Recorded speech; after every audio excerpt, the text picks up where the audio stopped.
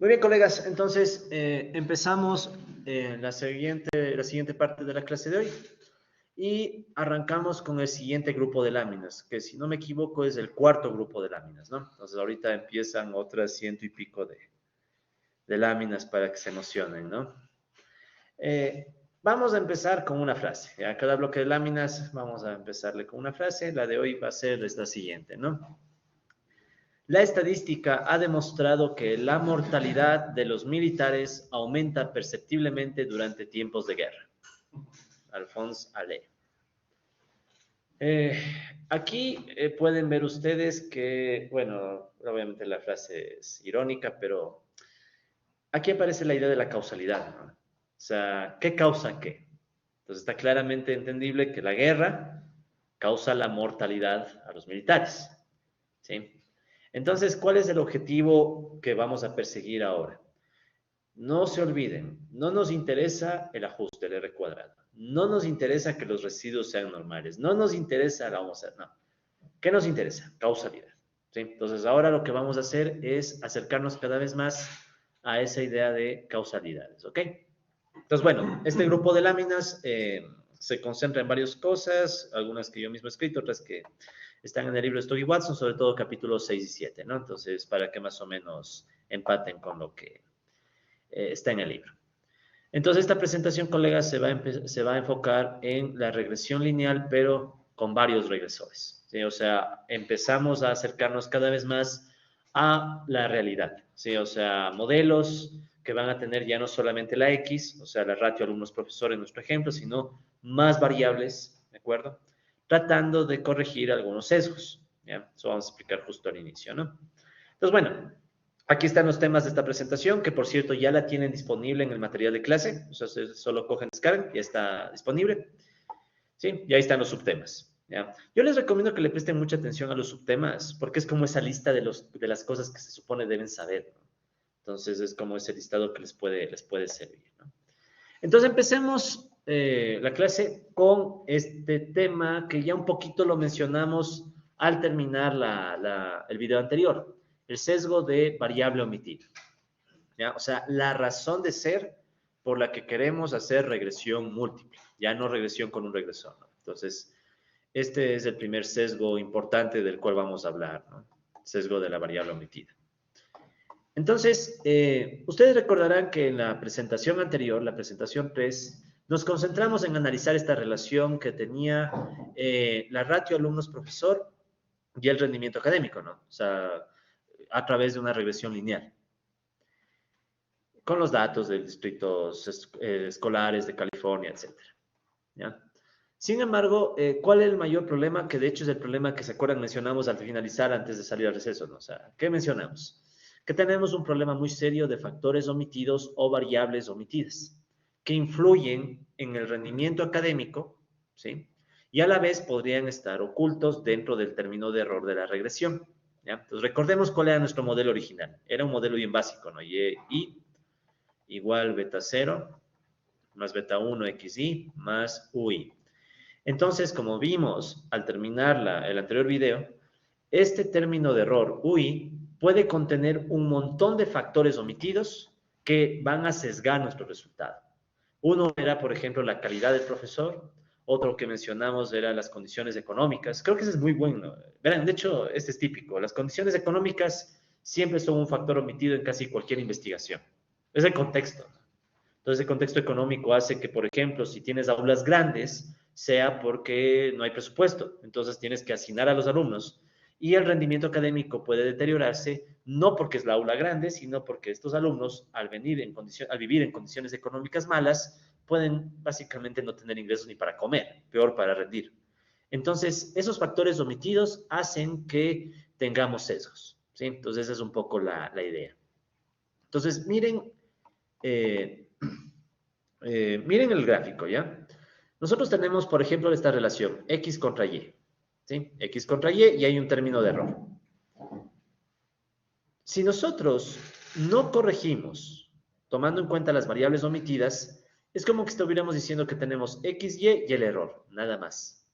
Pero ese factor de variables omitidas, fíjense cómo puede afectar a la X y puede afectar a la Y. O sea, las variables omitidas son a veces el mayor dolor de cabeza, uno de los mayores dolores de cabeza que tenemos porque nos sesga todo. O sea, puede estar relacionado con X, puede estar relacionado con y por tanto tu modelo simple y llanamente está contando una historia que no empata, ¿eh? No, simplemente no empata. Y no solo eso, al ignorar las variables omitidas, el estimador MCO, o sea, el estimador de mínimos cuadrados, está sesgado. O sea, se demuestra que está sesgado, ¿ya? O sea, el valor esperado del estimador difiere del verdadero efecto causal, o dicho en términos más matemáticos, el valor esperado del beta 1 gorro ya no va a ser igual al beta 1 de la población, ¿sí? ¿Eso qué significa? Que ni siquiera en términos teóricos tienes garantía, ¿sí?, de que el beta 1 que saca Stata es un beta 1 que apunta al dato poblacional. O sea, hay un sesgo. ¿De acuerdo? Entonces eso se puede demostrar matemáticamente y eso quiero que quede muy claro, ¿no? O sea, está matemáticamente demostrado que esta existencia de variables omitidas te sesga el beta 1 de entrada. Ahora, aquí uno puede ser cruel, ¿verdad? ¿Y cómo puede ser uno cruel? Decir que tú presentas tu modelo y que alguien por ahí te diga variable omitida. En el fondo, va a pasar que nunca vamos a tener todas las variables que quisiéramos, al menos en la práctica práctica. Entonces, siempre puede aparecer alguien que diga variable omitida. Entonces, alguien podría decir, no es la solución meter 100 variables y ya, porque podría implementar eso, ¿no? Y he escuchado gente que hace eso, o sea, metes 100 variables y listo. Si tu dato sobre todo es de 1000 o más, una base de datos de 1000, métele 100 variables, ya. Entonces, ¿cuál es el chiste? El chiste es que no hay que hacer eso, obviamente, ¿no? Sino que vamos a ver que no es necesario tampoco meter 100 o 1000 variables, sino que hay una razón para meter más o menos variables, ¿no? En fin, entonces, para visualizar esta cuestión, carguemos los datos de los 420 distritos escolares en California. Entonces, ya saben que aquí están los datos, ¿no? Entonces, verán, voy a limpiar mi pantalla de Stata, voy a poner Clear All, ¿sí? Y CLS, ¿ya? Con CLS queda limpio todo, no se olviden, ¿no? CLS limpia toda la pantalla y Clear All limpia la memoria. No es lo mismo limpiar memoria que pantalla, ¿no? Clear All limpia memoria y CLS limpia pantalla, ¿ya? Todo limpiecito el Stata. Y voy a utilizar ahora el segundo archivo DO, ¿ya? El segundo archivo DO, colegas, lo tienen en nuestro material de clase. O sea, si ustedes van a nuestro material, en archivos DO pueden ver que está el segundo archivo, el enlace listo. Ustedes ya lo descargan y ahí tienen todos los comandos, ¿ok? Entonces no hace falta que estén preocupándose por replicar desde cero, pero si quieren hacerlo, lo pueden hacer, ¿no? Entonces yo voy a abrir mi archivo DO, ejercicios de Stata, y abrimos el archivo DO.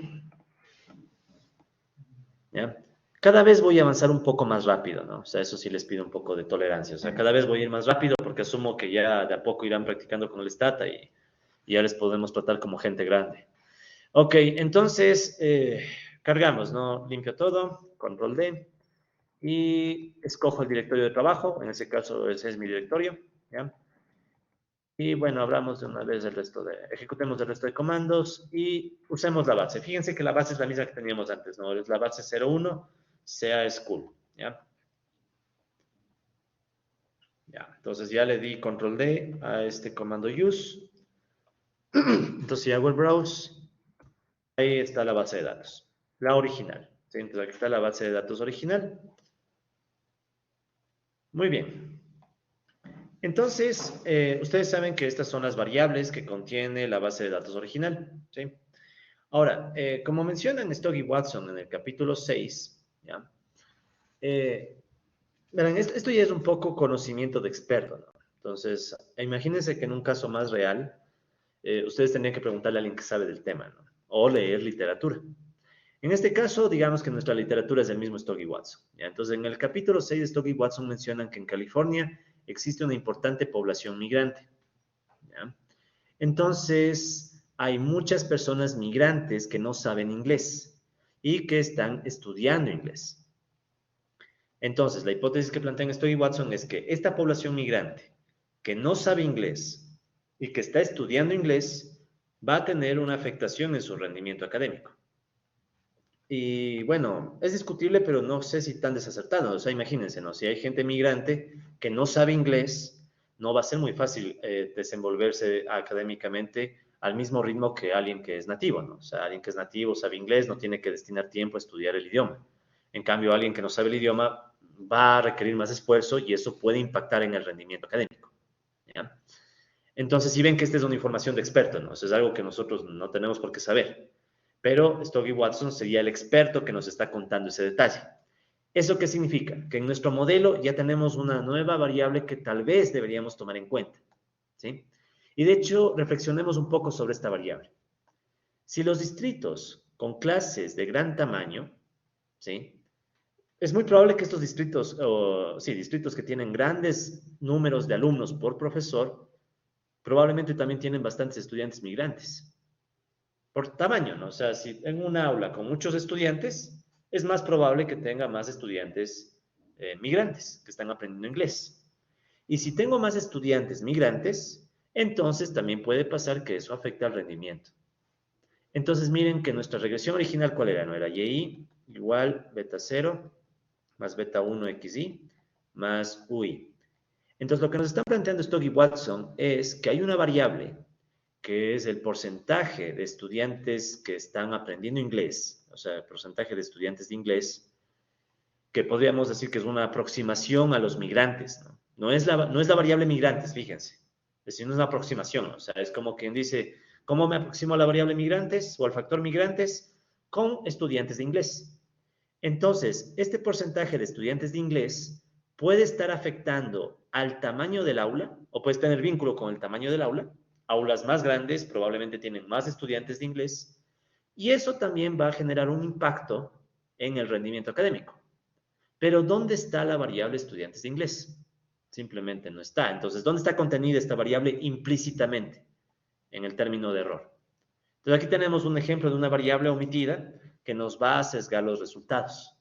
Entonces, cuando nosotros decimos, ¿se acuerdan cuánto salió el beta 1 en el estimado de la regresión simple? Menos 228 creo que era, ¿no?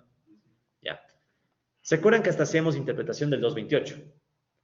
¿Qué pasa? Que puede ser que parte de ese 228 no está recogiendo el efecto puro del vínculo entre aulas y rendimiento, o ratio alumnos-profesor y rendimiento, sino que parte de este 228 está recogiendo el sesgo causado por los estudiantes de inglés. Entonces, si se dan cuenta que este número tal vez está sobreestimado. Tal vez el verdadero impacto de las aulas, del tamaño de la clase, sea menor. Porque una parte de este 228 no es causado por el tamaño del aula, sino por estudiantes de inglés que no están siendo considerados, que sería esta población migrante. ¿Ya? Entonces, este es un ejemplo de una potencial variable omitida. ¿Ya? Entonces, ¿qué va a pasar? Que la regresión por MCO nos va a generar sesgos. ¿Sí? Podríamos estar con el MCO midiendo erróneamente el efecto. ¿Sí? Podríamos estar midiendo erróneamente la correlación que hay entre las variables y producir un coeficiente estimado mucho más grande de lo que es de verdad. ¿Sí? Entonces, ¿qué pasa? Que el efecto causal, recuerden qué es lo que queremos. El efecto causal, o sea, cómo el tamaño de aula afecta al rendimiento, tal vez es mucho más pequeño de lo que creemos, o sea, es más pequeño que ese 228, o capaz que ni existe. O sea, capaz que hay otros factores que anulan totalmente el efecto. ¿Sí? Esa es un poco la intuición de la variable omitida. Entonces ya ven cómo es la mecánica, ¿no? La mecánica, ¿cuál es? Primero, tienes que informarte desde algún criterio de experto o desde la literatura, o sea, desde el tema que estás estudiando, tienes que leer cosas. Y al momento que le vas leyendo cosas, te vas enterando de nuevos factores que pueden hacerte repensar tu modelo original. ¿Sí? Entonces, en este ejemplo, como es obviamente un ejemplo didáctico, estamos usando Stogg y Watson, pero si, por ejemplo, quisieran ustedes estudiar qué variables afectan el crecimiento económico, se les ocurre decir, en una sociedad donde más población tiene educación, más crecimiento económico hay. Entonces, obviamente que hay un montón de factores omitidos ahí, ¿no? Saben que el crecimiento económico depende del stock de capital, puede depender de los niveles y fluctuaciones de la demanda, puede depender de cómo el gobierno haga su política hasta monetaria, depende de un montón de factores. Entonces, no es que te vas a inventar los factores, ¿qué hay que hacer? Remitirse a la literatura, ¿sí? Entonces, eso es una cosa que siempre soy enfático porque casi siempre se olvida. Ya, entonces, por favor, no se olvidarán ustedes, ¿no? No harán quedar mal. Y después, ¿quién les dio econometría 1? John Cajas. ¿Sí? Vean que uno ya tiene cierto nombre, así que no harán quedar mal. ¿Eh? Bueno, bien.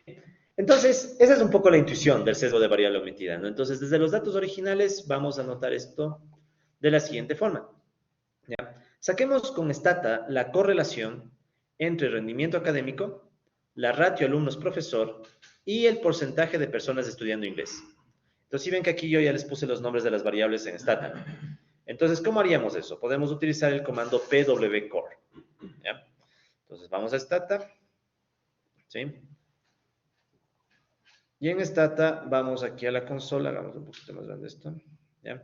En la consola vamos a escribir pwcore, test SCR, que sería el rendimiento académico, ¿sí? Este test SCR es el rendimiento académico. STR es la ratio alumnos-profesor, Students Teachers Ratio. ELPCT sería porcentaje de estudiantes de inglés, English Learners Percentage. ¿Ya? Disculpen que mi pronunciación del inglés no está buena. ¿Ya? Entonces, corramos ese comando así como está, nada más. ¿Ya? Así como está, sin poner las demás opciones. ¿Qué nos queda como resultado? ¿Verdad? Si nos fijamos, al momento que corremos este comando pwcore y las variables, lo que nos va a dar como resultado es una matriz de correlaciones. ¿Sí? Es una matriz de correlaciones en donde primerito vemos que en la diagonal principal hay solamente unos. Esa es la correlación de una variable consigo misma. Entonces, por eso siempre sale 1. Luego ustedes pueden ver que hay unos valores solamente en la diagonal inferior. ¿Por qué? Porque los mismos valores estarían en la diagonal superior, es simétrica. Pero lo importante, cada valor me dice la correlación lineal entre variables. Entonces, por ejemplo, fíjense, entre la ratio alumnos-profesor versus el rendimiento, el test, llamemos el test nomás. Entre estos dos, ¿cuánto salió la correlación? Entre STR y test, menos 0,2264. Ya. ¿Cómo está la correlación entre el porcentaje de estudiantes de inglés y el test? Menos 0,64, miren esto. Esto está interesante. El porcentaje de estudiantes de inglés tiene más correlación con el rendimiento que la ratio alumnos-profesor. ¿Sí? O sea, tienen más relación lineal porcentaje de estudiantes de inglés que la ratio alumnos-profesor. Y veamos también la correlación entre estudiantes de inglés y la ratio alumnos-profesor. LPCT, STR, 0,18. Positiva. ¿Ya? Entonces, al ojo, haciendo esta matriz de correlaciones, vemos que la más llamativa es esta de acá de intermedia, ¿no? O sea, el porcentaje de estudiantes de inglés tiene una relación negativa que parece importante con respecto al rendimiento, ¿sí? Y esto ya da una primera pista de que esta puede ser variable omitida. ¿Ya? Ahora, veamos nuevamente volvamos a nuestra regresión básica. Y ahí igual beta 0 más beta 1 xy más ui.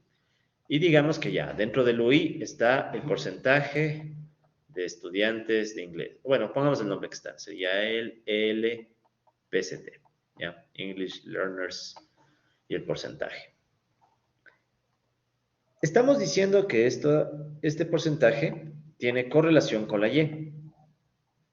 O sea, hay una relación lineal fuerte entre este porcentaje que está en el error y la Y. ¿Qué tan grave es eso? Así, si solamente hubiera esa correlación, no es tan grave. Porque, ¿qué es lo que me interesa? Que yo pueda mover X y al mismo tiempo asumir ceteris paribus. Ese es el efecto causal, en definitiva. O sea, mover X y saber que todo lo demás permanece constante. Entonces, ¿qué otra correlación debería haber para que nos preocupemos? Con el X. Perfecto. O sea, si esta cosa, este porcentaje de alumnos también tiene correlación con X, entonces ahí ¿qué va a pasar? Que si crece X, también va a crecer ese porcentaje que significa que crece el error. Y ahí sí se daña todo. ¿Ya? Uno puede decir, bueno, no es tan alta la correlación con X, ¿no? O sea, 0,18. Y ahí viene el tema. ¿Cómo evalúo si es o no es alta? ¿Ya? Entonces, verán. Vamos ahora sí a poner el comando completo. En la lámina, fíjense que dice pwcore, las variables, y después está esta opción que dice st, paréntesis, .05. ¿Ya? ¿Para qué sirve esa opción? Entonces, escribamos, ¿no? pwcore, voy a copiar y pegar nomás. C, control V, ya. Entonces les decía que después de esto vamos a poner una opción. Recuerden que siempre después de una línea de stata, si ponen coma, lo que sigue son opciones. Entonces, ¿cuál es la opción? str, paréntesis, punto 05. ¿Ya? Ay, ¿qué puse? No es str. st nomás. Ya, st. Si ven que ni yo me sé los comandos así de memoria. Les voy a contar una anécdota sobre eso. Pero bueno, ahora entendamos qué es esta opción. Esta opción de aquí es para poner ST, casi, si no me equivoco, es de estrella, literal, star, estrellita. O sea, este asterisco, para indicar cuál correlación es significativa al 95% de confianza. O sea, es como que nos hace una pequeña prueba de hipótesis ahí mismo.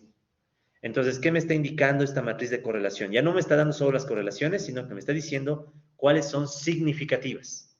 Ya con lo que hemos practicado, ¿saben qué significa eso? O sea, cuáles correlaciones definitivamente son distintas de cero, estadísticamente hablando. Entonces, ¿qué es lo que vemos? Que las tres tienen estrellita. Eso significa que para las tres correlaciones yo puedo decir que son diferentes de cero. O sea, tengo evidencia estadística para decir que son significativas al 95% de confianza. Esto es una prueba de hipótesis, ¿no? Pero cada vez ya las pruebas de hipótesis tienen que hacerlas más mentalmente, ¿no?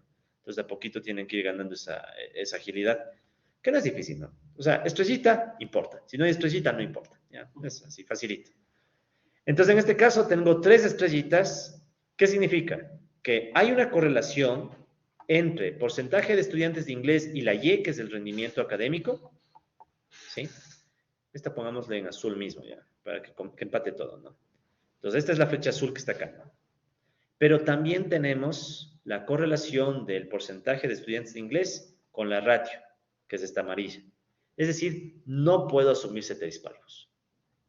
Aparte que es lógico, imagínense, si yo hago un aula más grande, porque aquí es la ratio alumnos-profesor, si la hago más grande, es un hecho que va a haber más estudiantes migrantes que están estudiando inglés. Entonces no puedo sostener el supuesto de que esto se queda constante.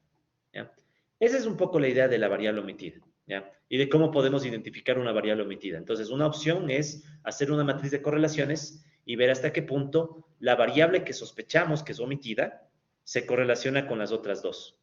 Mientras más fuerte la correlación, más grave el problema. ¿Sí? Bueno, ahí está la matriz de correlaciones y aquí está lo que hemos dicho, ¿no? ¿Ya?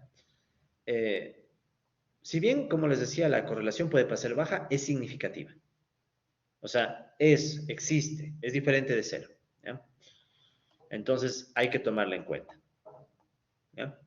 Entonces, como la ratio alumnos-profesor y el porcentaje de estudiantes de inglés están correlacionados, es probable, es muy probable que el coeficiente MCO, o sea, el beta 1 gorro, que estábamos sacando, indirectamente también va a estar sesgado por este factor. O sea, el menos 2,28 que estábamos calculando, no mismo. Ya, no mismo. O sea, por lo menos hay que incluir, estamos de acuerdo que por lo menos queda claro que hay que incluir esta variable en el modelo. ¿Sí? O sea, este es un factor clarísimo que hay que incluir. Ahora la pregunta es, si yo incluyo esta variable, ¿ya se resolvieron los problemas?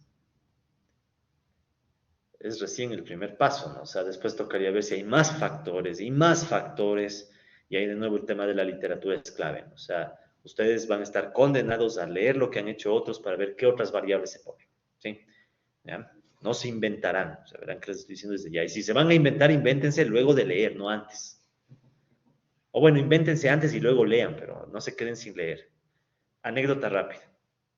Yo me acuerdo algún estudiante de maestría de cierto programa de economía del desarrollo, ya hace años, no era yo por si acaso ya, eh, que presenta su propuesta de tesis y se empieza a inventar y voy a usar esta variable en este modelo de regresión, así que lo que hizo el profesor, y eso no me voy a olvidar y no les voy a decir quién es el profesor para que se queden ahí preocupados. Lo que hizo el profesor es, abre Google académico. Le hizo abrir el Google académico. ¿Sí saben cuál es el Google académico, no? El Scholar Google. Y le hizo buscar en el Google académico, no mi nombre, le hizo buscar el tema. El tema. Digamos que yo quiero hacer algo sobre el llamado Goodwin, modelo de Goodwin. Goodwin model. Es un tema de los que yo investigo. Le hizo buscar el tema. Y en el primero o segundo enlace, casi que estaba lo que él estaba proponiendo. Entonces, ¿qué le dijo este profesor? Se nota que ni siquiera habías abierto el Google académico para plantear tu tema. ¿Sí? Claro, ya estaba preocupado de la regresión y que las variables, o sea, ya estaban, ¿no? En ese plan. Entonces, ustedes, por favor, para que no cometan ese error, antes de nada, abran al menos el Google académico y vean qué han hecho otros, ¿sí? Porque ahí se van a topar con modelos, estimaciones y variables, que es lo que más importa. ¿Qué variables han usado otros? Es como hicimos ahorita con Story Watson, ya vieron, o sea, con Story Watson nos dio la pista de que hay una variable, porcentaje de estudiantes de inglés. En cada uno de los temas que ustedes quieran hacer, si van a hacer econometría, seguro a alguien más ya se le ocurrió alguna variable y seguro que ya la puso, ¿sí? O sea, esto de la academia, verán, también es ser humilde, o sea, es reconocer que cualquier idea brillante que creas tener, tal vez alguien ya hasta la mejoró, ya. O sea, eso también cuesta, ¿sí? Cuesta. Pero bueno, en fin. Entonces, definamos ahora ya más formalmente. Esa fue la intuición. Ahora demos ya una definición más clara de qué es el sesgo por variable omitida. ¿Ok? Entonces, si tienes un regresor, por ejemplo, esta ratio alumnos-profesor, y este regresor está correlacionado con una variable que se ha omitido, ¿sí? Como vimos, el porcentaje de estudiantes de inglés, y ese variable influye, al menos parcialmente, también a la variable y, a la dependiente, entonces surge un sesgo de variable omitida, ¿ya? O sea, en otras palabras, el sesgo ocurre cuando hay dos condiciones. Uno, la variable omitida, ¿sí? La variable omitida está correlacionada con el regresor. Y dos, la variable omitida también está correlacionada con la variable dependiente, ¿sí? O sea, tienes esta doble correlación que dijimos hace unos minutos, ¿no? O sea, correlacionada con nuestra X original y correlacionada con la Y. Si no se cumple alguna de estas, ya no es tan grave, porque se puede aislar el efecto. Pero lo típico es que siempre pasa, o sea, siempre está correlacionada con las dos. ¿Ok? Entonces, bueno, ya está explicado el tema del ejemplo de California, así que ni para que darnos unas vueltas ahí. ¿Sí? Ahora miren, pongamos otro ejemplo de una variable que no es omitida, o bueno, está omitida pero no genera sesgo. Ya, pongamos un ejemplo. Digamos que hubiera la hora a la que se realizaron las pruebas para medir el rendimiento. La hora, o sea, decimos, esta prueba se aplicó a las 8 de la mañana, 9 de la mañana, 10 de la mañana.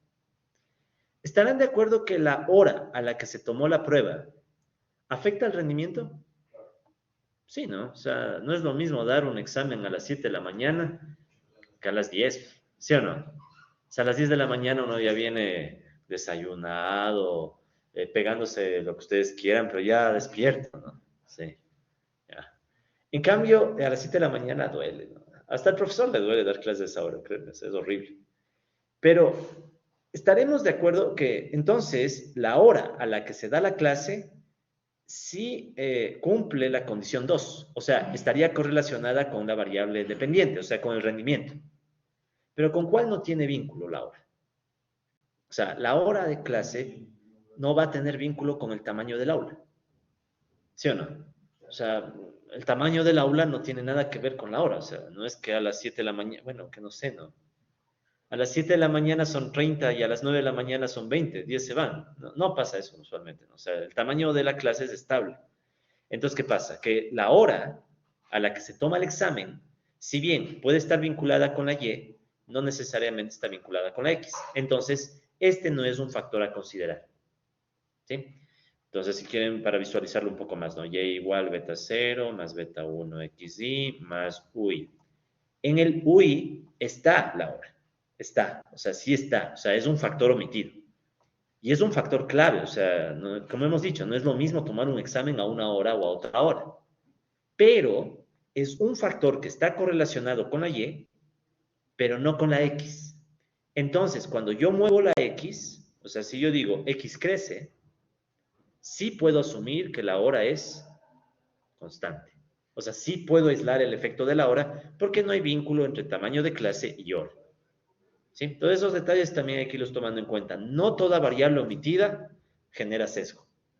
¿Sí? No toda variable omitida genera sesgo, porque entonces ahí viene el tema, ¿no? Como les decía, alguien dice, metamos 100 variables, 200 variables. No, hay variables que son omitidas, pero que no me van a servir porque básicamente no están generando sesgo. Entonces, ¿cuáles son las que sí generan sesgo? Las que tienen esta doble correlación. ¿Ya? Entonces, esa es la condición que hay que tomar en cuenta, ¿no?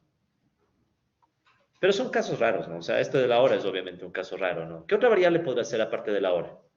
A ver, ¿cuál puede ser? Otra variable que sea omitida, pero que no genere este sesgo. O sea, que no tiene vínculo con la X.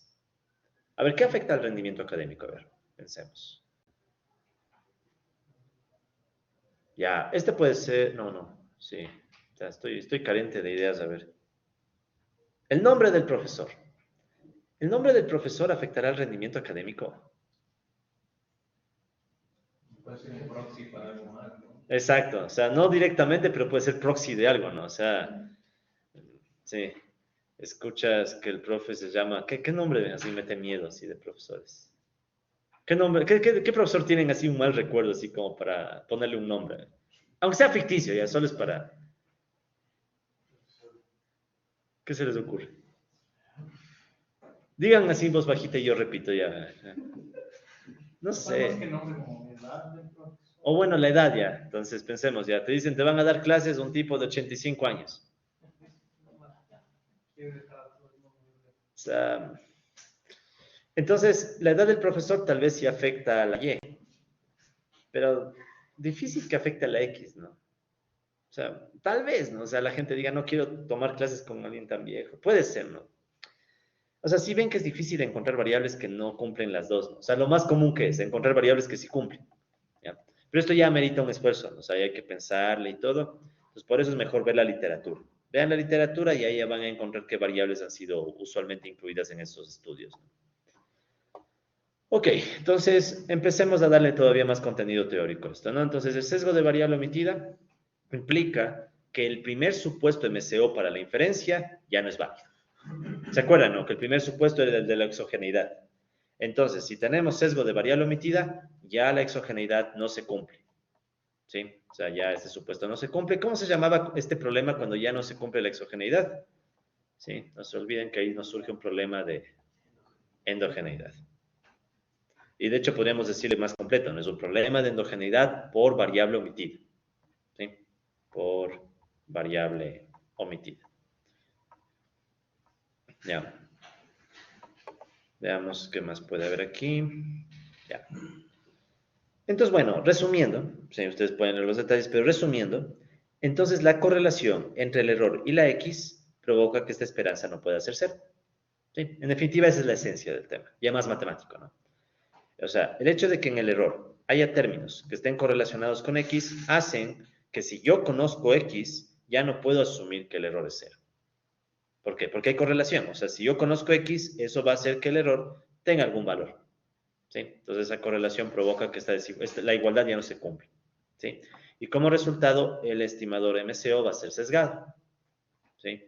Y lo peor, ese sesgo no desaparece ni siquiera con muestras grandes. ¿Ya? ¿Se acuerdan que hasta hace unos minutos hablábamos de lo bueno que es usar muestras grandes, ¿no? O sea, las muestras grandes son todo, ¿no? Ahora resulta ser que por más grande que sea tu muestra, si tienes sesgo de variable omitida, el sesgo va a existir siempre. ¿Ya? Por más grande que sea tu muestra. Entonces, ahí viene un tema que te complica, ¿no? Y no solo eso, sino que además el estimador se volverá inconsistente. O sea, ¿qué significa estas cosas? Primero, bueno, el sesgo ya está claro, ¿no? O sea, la esperanza del beta 1 gorro ya no va a ser igual al beta 1 de la población, primero. Y segundo, el beta 1 gorro, a medida que aumentas el tamaño de la muestra, a medida que n crece, ya no se va a acercar al beta 1 real o al beta 1 poblacional. O sea, por más grande que sea la muestra, no resuelves el sesgo. ¿Ya? Entonces eso es bien, bien jodido, ¿no? Entonces, aquí está la fórmula. ¿Sí? Si quieren, esta es la fórmula del sesgo. ¿Ya? Entonces, si hay correlación entre X y el error, si hay esta correlación, y por tanto tenemos problema de endogeneidad y ya no podemos asumir la exogeneidad, se puede demostrar matemáticamente, ¿ya? Esta demostración está en Stock y Watson en el apéndice 6.1, si es que quieren profundizar en la parte matemática. Se puede demostrar matemáticamente que el beta 1 gorro se aproxima al beta 1 poblacional más el sesgo. O sea, esta es la fórmula del sesgo. Teórico. O sea, imagínense eso. O sea, es un sesgo teórico. Ni siquiera es que sea un sesgo solo por los datos y si aumento la muestra se arregla. No, es un sesgo teórico que va a estar ahí siempre. ¿Cuándo desaparece ese sesgo? Cuando la correlación, si ven que esta es la correlación, ¿no? Cuando esa correlación se hace cero, ahí desaparece el sesgo. ¿Sí? Entonces es un sesgo teórico, o sea, es un resultado totalmente demostrado, este sesgo por variable omitida, ¿no? Y repito, si tienen ánimos, vayan al apéndice 6.1 y ahí está la demostración, ¿sí?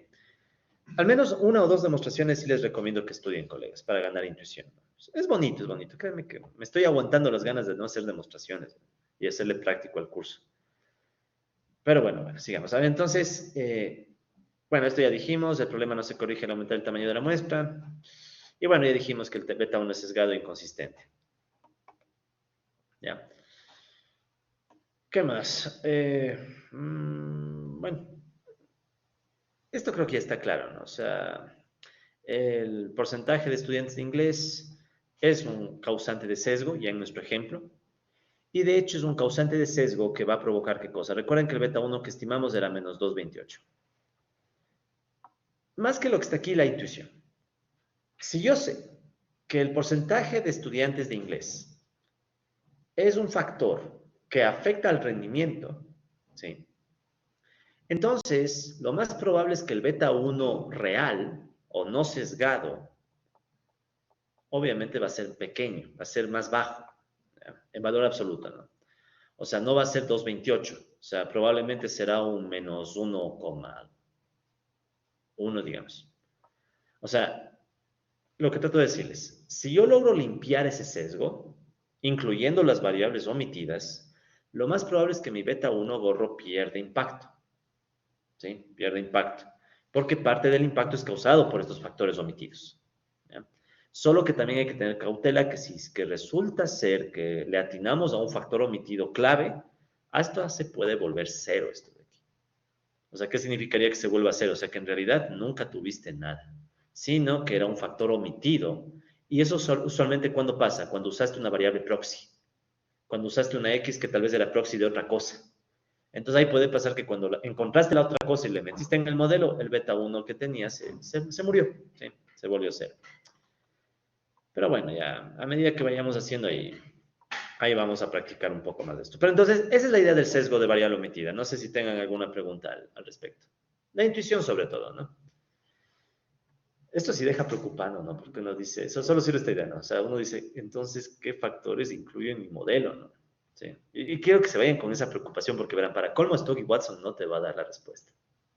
Eso me gustó. O sea, en una parte del libro de Stock y Watson dice, ve, yo solo te explico el problema, la solución depende de ti. ¿Sí? Entonces a la gente le mete miedo, ¿no? Pero es bueno, el miedo ayuda a actuar, ¿no? Entonces, este sería uno de los problemas más graves que podemos encontrarnos en la parte de... Uno. Y además luego veremos otros. ¿Ya? En fin, entonces, ¿qué hacemos contra eso? El modelo de reacción múltiple. Entonces aquí viene el inicio de ya algo más real, ¿no? O sea, vamos a tratar de hacer una regresión incluyendo varias variables y ya no solamente una, ¿no? Entonces, la idea de la regresión múltiple creo que es bien obvia, ¿no? O sea, usualmente, ¿qué estábamos haciendo hasta ahora? X1 contra Y. En la regresión múltiple, ¿qué vamos a hacer? Vamos a hacer X1, X2, X3, varias X contra Y, ¿sí? ¿De acuerdo? Entonces, esa es la idea del modelo de regresión múltiple, o sea, vamos a extender, ¿sí?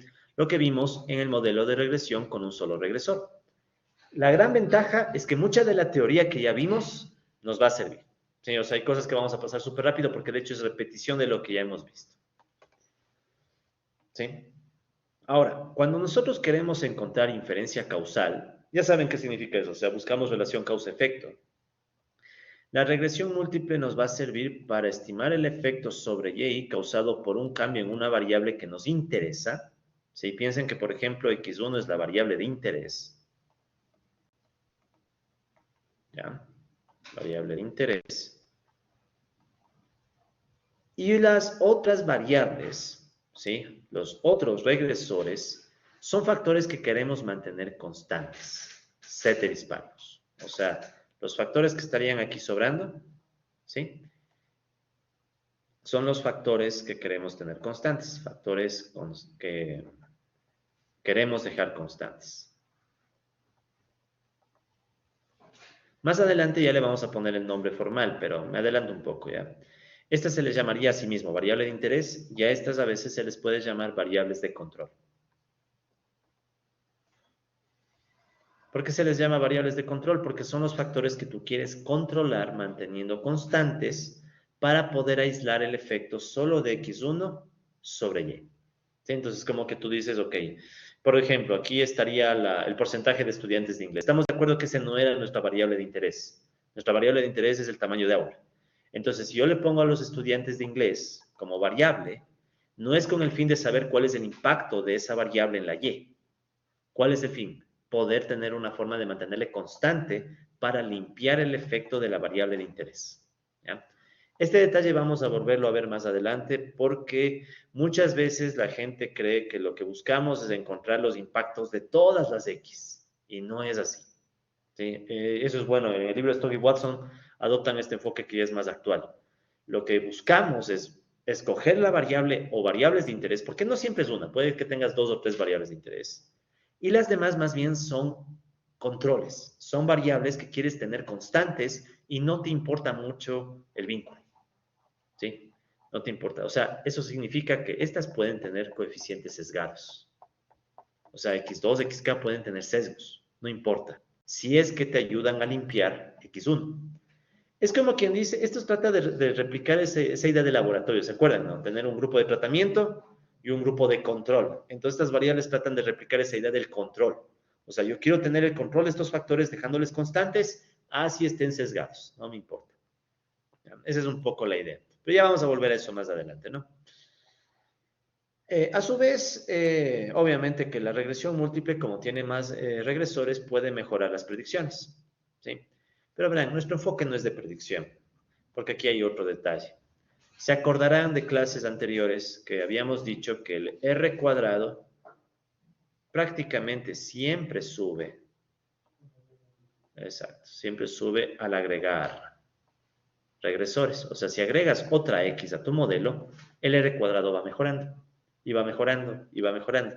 Pero es que si metes 100, ya va a mejorar, va mejorando y va mejorando. Entonces, ¿qué pasa? Que ya no es un dato muy útil.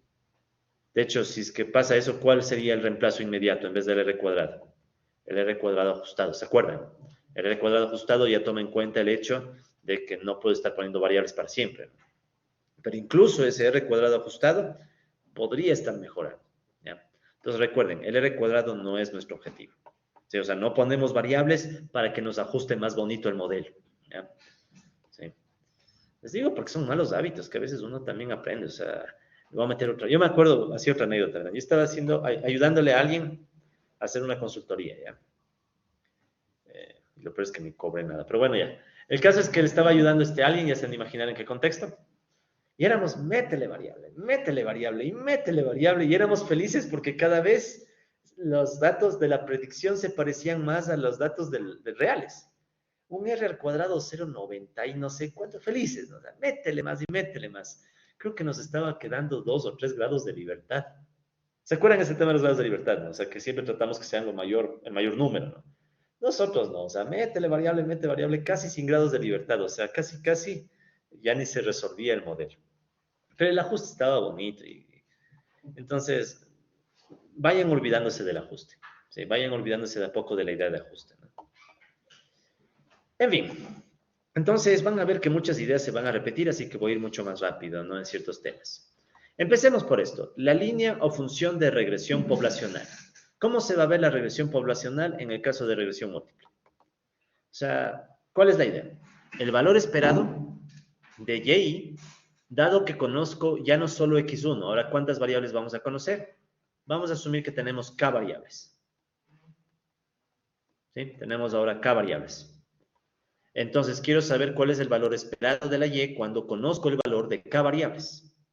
¿Y eso a qué va a ser igual? Beta 0, que sigue siendo, podríamos decir intercepto, pero se dan cuenta que esto ya tiene más dimensiones, ¿no? O sea, esto ya no lo puedo dibujar en un plano XY.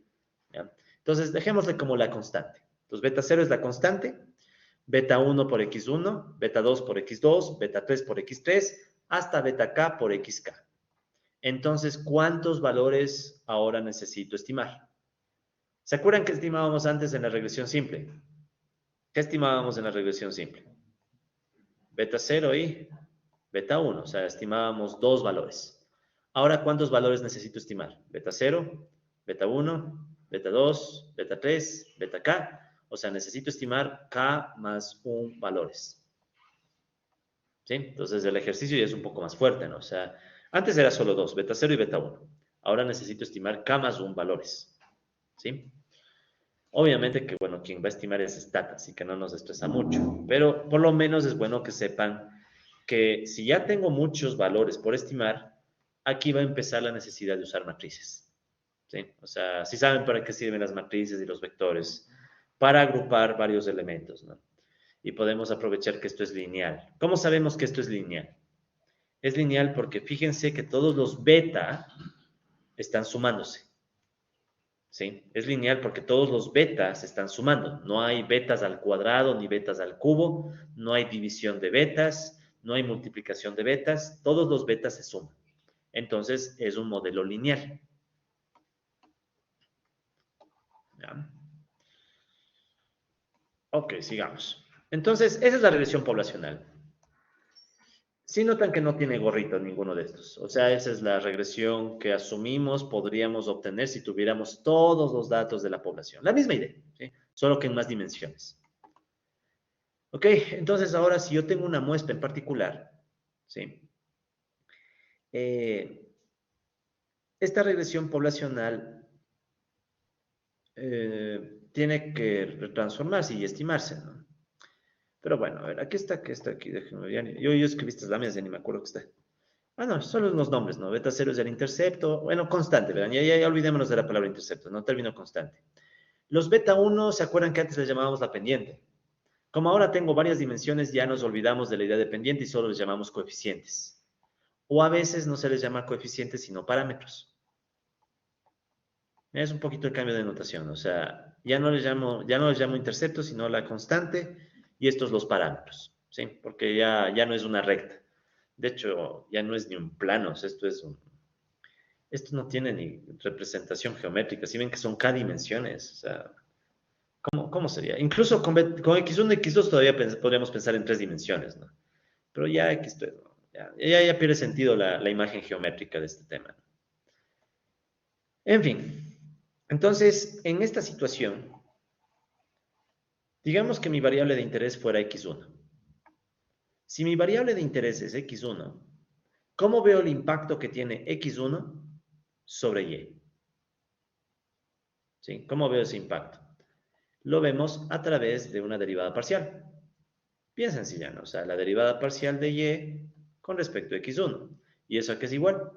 Colegas que son expertos en cálculo, beta 1. Entonces, ahora nuestro efecto es el beta 1, ¿sí? Pero sabemos que este efecto beta 1 es un efecto parcial, ¿sí? ¿Por qué es un efecto parcial?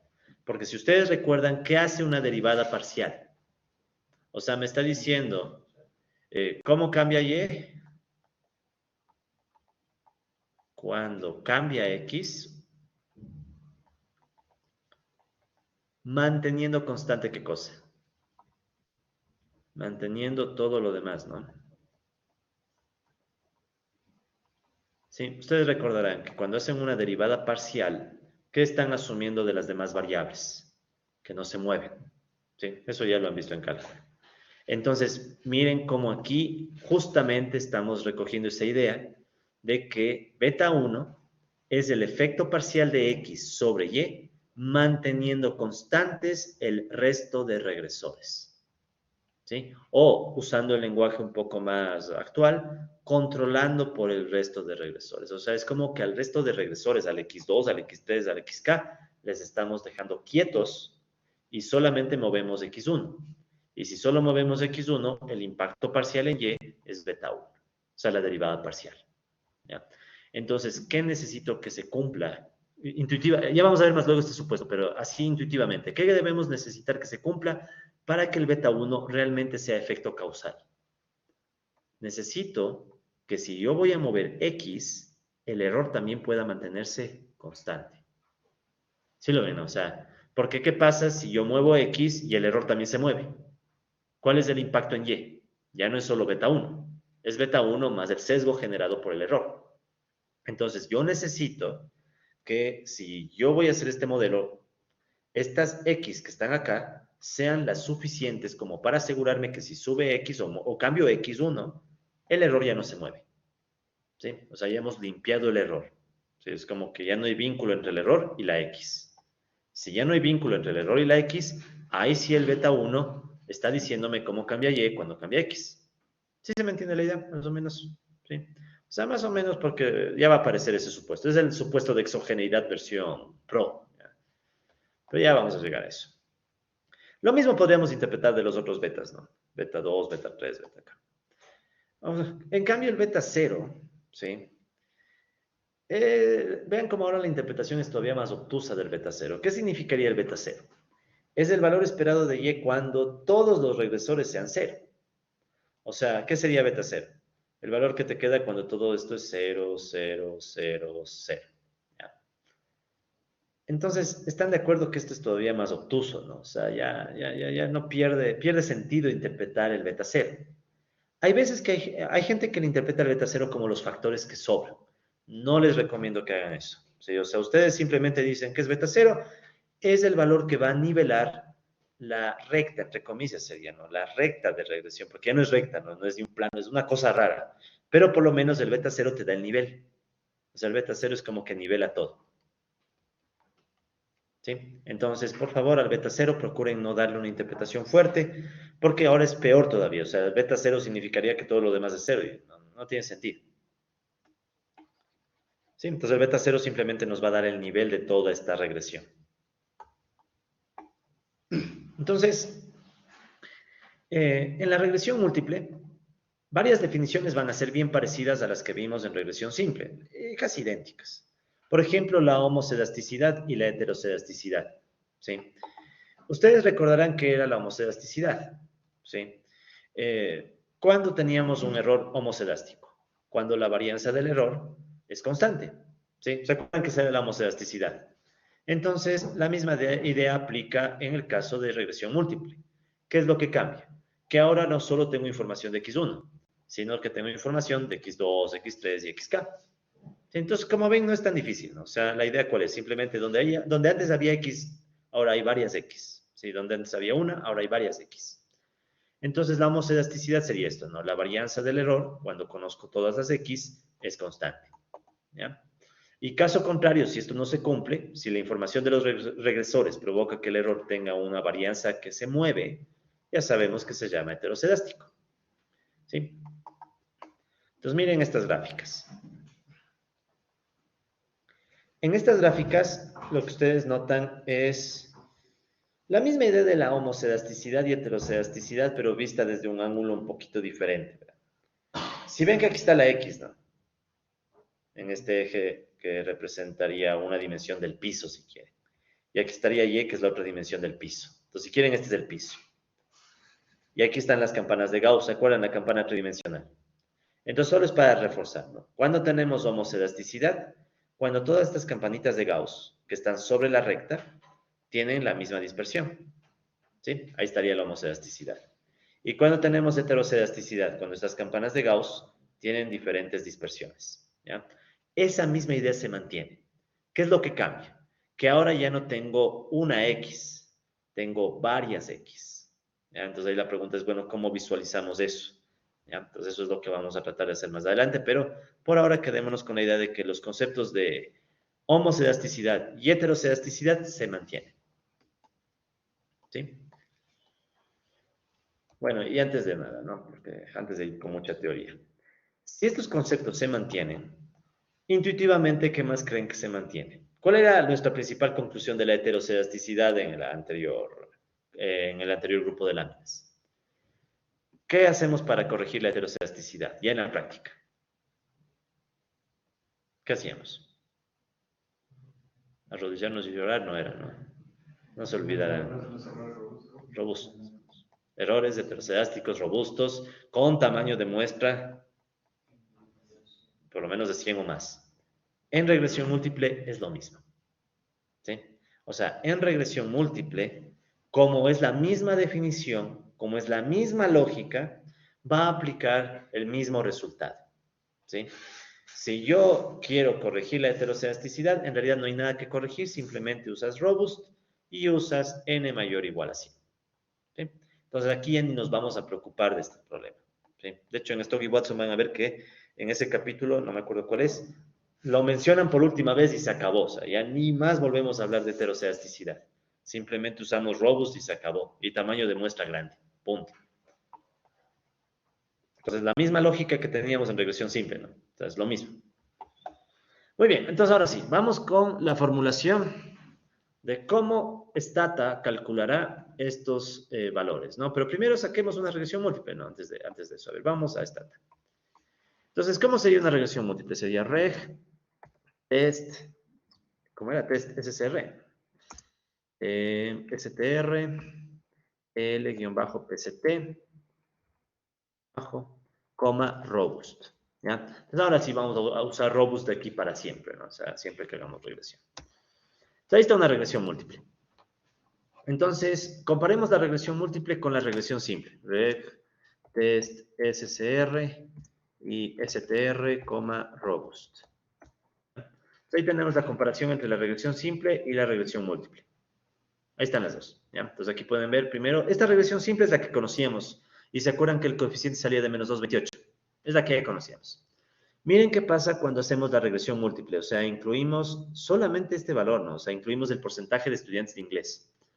¿Qué pasó con el coeficiente del STR, que es el que nos interesa? Bajó a la mitad. O sea, realmente bajó. ¿Qué pasó con el R cuadrado? Miren.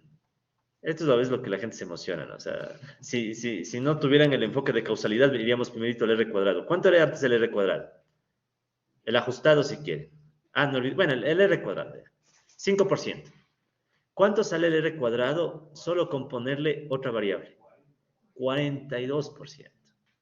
Entonces, si me hubiera fijado solo en el R cuadrado, estaría feliz. Ah, qué maravilla. Mejoré el ajuste. Pero si me preocupo en el efecto causal, ¿qué sucede? Oh, sorpresa, el efecto causal bajó a la mitad. ¿Sí? Entonces, esa historia que me estaban contando de que si aumentamos o si bajamos en un alumno en la aula de clase, el rendimiento asume 2 puntos, no ha sido 2 puntos, ha sido 1 punto. Entonces, la pregunta es, ¿qué pasará si pongo más variables? Entonces, si ven que surge una incertidumbre, ¿no? O sea, si pongo más variables, ¿qué podría pasar? Que esto siga bajando, se vuelva a cero y resulta que nunca hubo efecto de nada y por tanto simplemente estás investigando nada. Verán, esto es interesante, decir otro paréntesis, ¿no? En la academia hay el defecto de que siempre se reportan resultados positivos, ¿no? Hay el sesgo a que no se suelen reportar resultados negativos. O sea, por ejemplo, casi nunca en los artículos sale, hemos demostrado que esta variable no tiene efecto. Sí, es muy raro eso. O sea, casi siempre los artículos dicen, encontramos una variable que tiene efecto. Entonces, cuando pasan estas cosas son preocupantes porque si te queda esto cero, no tienes nada.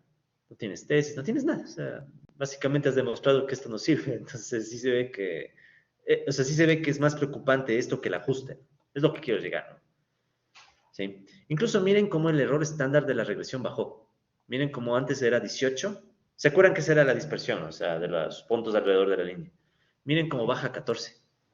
O sea, el ajuste está muchísimo mejor, pero estás perdiendo el efecto causal, ¿no? Ahora viene la pregunta, ¿cómo hace Stata para sacar estos valores? ¿Ya? Es lo que vamos a ver ahorita.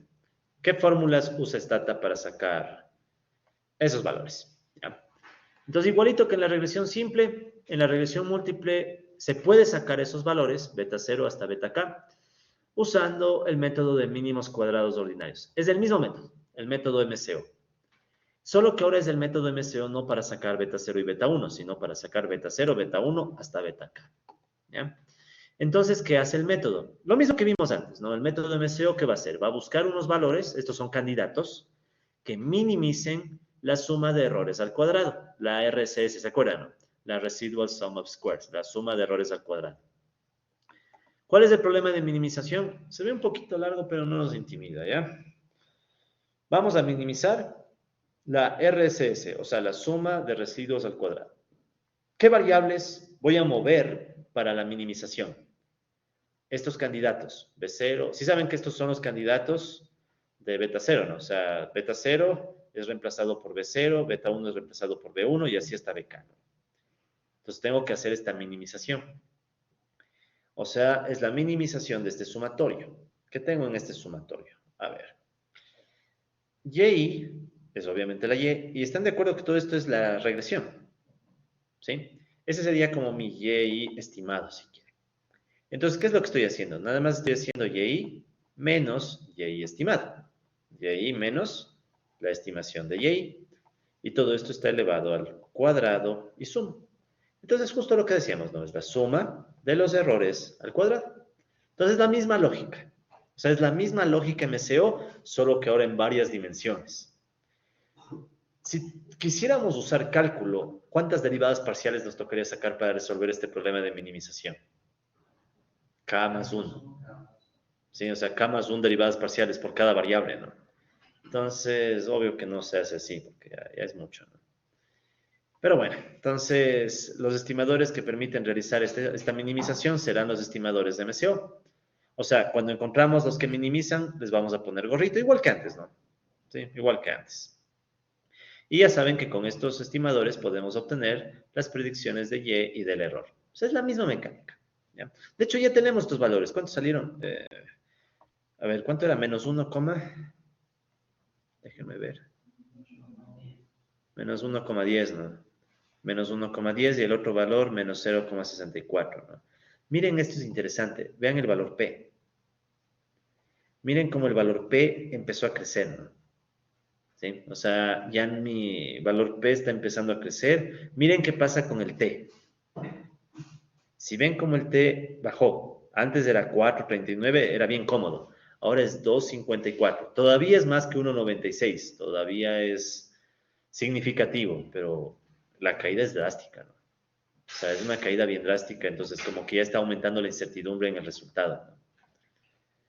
En fin, bueno, ahí está cómo se obtiene la predicción y el residuo, que bueno, eso es, ponles gorro a todito, ¿no? O sea, todos los beta van con gorro y el error es Y menos Y gorro, ya, eso es notación. Ahora, se entenderá, como les decía, que esto sería con K más 1 derivadas parciales. No es así como se hace. Aquí es donde entran matrices. ¿Sí? Aquí es donde toca utilizar matrices y vectores. Entonces, si este fuera un curso más teórico, les tendría haciendo el MCO matricial. Entonces, tendrían que hacer un poco de cálculo matricial. Pero bueno, no lo tienen que hacer, pero sí quiero que se queden con esa idea. O sea, hay toda una rama del cálculo que se llama cálculo matricial. Entonces uno utiliza el cálculo matricial para resolver estos temas, ¿no? ¿Sí? O sea, un enfoque matricial. No vamos a hacer nosotros eso, pero al menos quiero que sepan qué matrices intervienen en el cálculo. ¿Ya? Entonces, para hacer este enfoque matricial, se utilizan estas matrices, ¿verdad? Uno puede construir una matriz Y, ¿sí? Entonces esta Y negrilla es una matriz Y, ¿ya? Una matriz que ustedes pueden ver que tiene n filas. ¿Por qué n? ¿Qué era n? ¿Sí? El tamaño de la muestra. ¿Sí? En nuestro caso, los 420 casos. Entonces, esta Y es la columna de datos de la variable rendimiento académico. ¿Sí? Porque si ven que está desde la Y1 hasta la YN. Entonces, es una columna. O sea, en realidad sería un vector columna. ¿Ya? Pero es una matriz. Entonces, un vector columna. Luego, fíjense que construimos otra matriz, que le llamamos X. Sí, verán, la notación en los libros es así. Cuando tengan matrices, usualmente se les va a poner en negrilla. ¿Sí? Se les pone usualmente en negrilla. Entonces, miren cómo es la estructura en cambio de esta matriz X. Esta matriz X tiene los valores de las variables. Fíjense cómo están medidos, ¿no? Aquí está la variable 1. ¿Qué estoy haciendo? Disculpen. Así. Aquí está la variable 1, ¿no? Fíjense. Entonces, esta es la variable 1 del individuo 1. La variable 1 del individuo I. La variable 1 del individuo N o del distrito N. Entonces, ¿qué representa esta columna? La variable 1, pero medida para todos los casos. La última, ¿qué representa? La variable K, la última variable. Lo mismo, ¿no?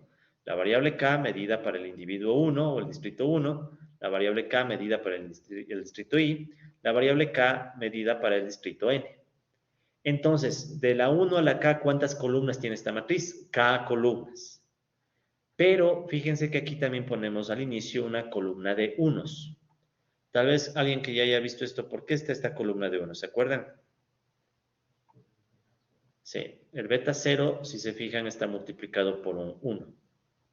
¿Sí? Beta 0 por 1. Entonces, para poder hacer el enfoque matricial y asumiendo que tu modelo tiene constante, ya saben, ¿no? El modelo, ¿por qué tiene que llevar constante? Esto también aplica en regresión múltiple. ¿Por qué?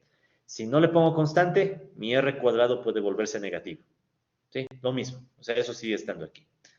Entonces, si ustedes ponen constante en el modelo, esa constante se representa en la matriz con una columna de unos.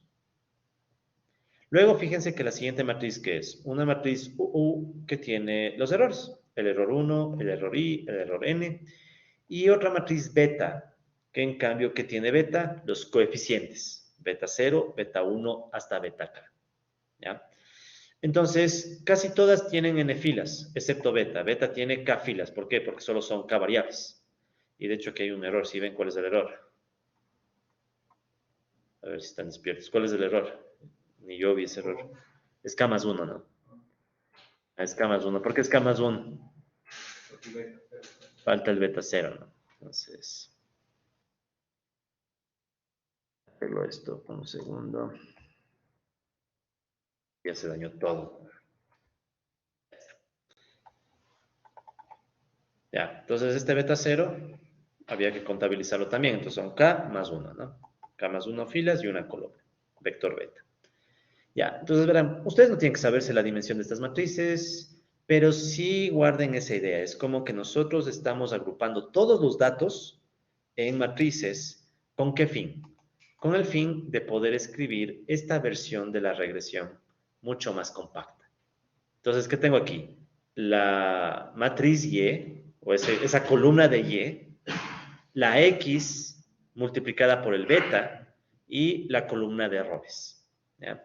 No lo voy a demostrar, pero si ustedes hacen esta multiplicación matricial, les va a quedar las regresiones para todos los individuos. ¿Sí? Esa es un poco la idea.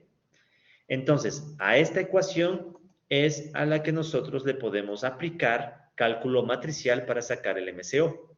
¿Ya? Entonces, ¿cómo quedaría? Miren cómo esto se compacta mucho, muchísimo, de hecho. Vamos a minimizar la suma de cuadrados del error cambiando B. ¿Qué es B? Un vector candidato para estimar beta. Entonces, si se acuerdan que aquí estaba B0, B1, B2, ahora está solo un vector B. ¿Ya? Y miren qué estoy haciendo ahora. ¿Qué es Y? Y es la columna de valores de Y. ¿Y qué le estoy restando? X por B, por este candidato. Y menos XB, ¿qué va a ser? El error, o de hecho, la columna de errores. ¿Sí? Entonces, este de aquí, de hecho no es columna, este de acá, disculpe, ¿ya? Y menos XB va a ser esta columna de errores, ¿no? O sea, es una columna, pongamos de palabras nomás. Esta es una columna de errores. ¿Sí? O sea, es la Y original menos X por este B, que es el candidato a estimador, pero todo ya en enfoque matricial. Y si ven que aquí también está lo mismo, pero con una prima. ¿Se acuerdan qué era esa prima? La transpuesta. ¿Sí? Este de aquí es la transpuesta. Entonces, este en cambio es la fila de errores. ¿Ya? ¿Por qué se le escribe así? La fila de errores contra la columna de errores. Imagínense que tenemos solo 3 casos, ¿ya? Entonces tendría el error 1, error 2, error 3, multiplicado por error 1, error 2, error 3, ¿ya? ¿Cuánto sale esta multiplicación?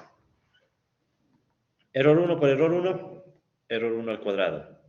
Como son matrices, sería más error 2 por error 2, error 2 al cuadrado y más error 3 por error 3, error 3 al cuadrado. O sea, me queda justo la RSS. ¿Sí? Entonces, esta es una forma matricial de obtener la suma de cuadrados de los errores. ¿Sí? Ahora, ¿cuál es el propósito de todo esto? Escribir esta ecuación de una forma que se pueda operar con cálculo matricial. ¿Ya? Entonces, bueno, ya sabemos que B es un vector que tiene los candidatos de beta, lo que sea. Entonces, con cálculo matricial, ¿ya? Entonces, con la versión se puede obtener con cálculo vectorial. Bueno, se llama cálculo vectorial o cálculo matricial, ¿ya? No tienen por qué preocuparse de eso. El caso es que con este enfoque de cálculo ya más avanzado, se pueden encontrar las ecuaciones normales de mínimos cuadrados, que son estas ecuaciones de acá. Solo que aquí te aparecen como matrices. ¿ya? Pero recuerden que estas operaciones en realidad es todo un sistema de ecuaciones. No se olviden, aunque cuando tienen un sistema de ecuaciones lineal, ustedes pueden representar el sistema como matrices. Y de ahí ustedes despejan el beta. Pero bueno, este es el sistema de ecuaciones normales. ¿Ya? Y aquí ya aparece un beta gorro. Si le ven que está aquí, está como beta gorro, ¿no? ¿Por qué está el beta gorro? Porque este ya es el que minimiza. ¿Sí? Este de aquí ya es el que minimiza y que recoge a todos los beta que van a servirnos para minimizar. Entonces, sin preocuparnos del resto, mi pregunta es, asumamos que todos los pasos anteriores están bien, el cálculo vectorial estuvo una maravilla, no nos importa en el fondo. ¿Cómo despejo beta gorro de aquí, de esta ecuación? O sea, de la ecuación x transpuesta x beta gorro menos x transpuesta y igual 0. ¿Cómo despejo beta gorro? Y resolvemos esto y tienen derecho a irse ya. Para los presenciales, para los virtuales, ¿dónde estarán también? No, sé que están ahí, colegas, no se preocupen. Ya, despejemos aquí beta gorro y con eso nos vamos. Entonces, ¿cómo despejamos beta gorro? Primero este término que resta pasa a sumarse. Y x transpuesta x, beta gorro, igual a x transpuesta y. Pero ojo, son matrices y vectores. ¿Ya? Luego, ¿qué tengo que hacer? Si ven que aquí está esta matriz x transpuesta por x, esa transpuesta x transpuesta, esta matriz x transpuesta por x es una matriz cuadrada. ¿Qué le harían a esta matriz para poder despejar el beta gorro, que también es matriz? ¿Qué le harían a esta matriz? La inversa. ¿Sí? Entonces, ¿qué haríamos? X transpuesta x. De hecho, pongamos en otro color, ¿no? X transpuesta x a la menos 1 por x transpuesta x beta gorro. ¿A qué va a ser igual? Recuerden que en matrices tienen que respetar el orden, ¿no? O sea, si premultiplicaste en el un lado, en el otro lado toca hacer lo mismo, ¿no? X transpuesta x a la menos 1 por x transpuesta y. Entonces, ¿qué va a pasar si multiplico x transpuesta x a la menos 1 por x transpuesta x? ¿En qué se transforma eso? La matriz de identidad. Y la matriz de identidad multiplicado por la matriz beta gorro, ¿en qué se transforma? En la matriz beta gorro. Ustedes saben que una matriz por la identidad, la misma matriz. Entonces, beta gorro, ¿qué es igual? X transpuesta x a la menos 1, x transpuesta y. Una de las ecuaciones más famosas de los mínimos cuadrados ordinarios, que incluso alguna vez le vi a alguien que se tatuó esta ecuación. ¿Sí? Porque esta es la ecuación que te permite sacar los beta matricialmente para toditos los casos. ¿Sí? O sea, aquí si se acuerdan, beta es un vector, ¿no? Del 0 hasta el k. ¿Ya? Y de hecho es la fórmula que está aquí, ¿no? ¿Ok? Entonces, esta es la fórmula que está implementada en Stata, ¿sí? Y desde esta fórmula vamos a continuar la próxima clase, ¿ya? Porque ya son las 8. Entonces, no sé si tengan preguntas, colegas. ¿Y en el Stata nos vas a hacer cálculo inicial paso por paso si quisiera? Sería de ver, pero sí se puede. Tocaría programar. No, se puede hacer en Stata. Tocaría usar Mata. Entonces, ahí se puede hacer. Pero bueno, ya vamos, desde la próxima clase retomamos aquí en este punto, ¿no? Listo, colegas, entonces cerramos la grabación. Sí, estaba grabando, ¿no? Sí.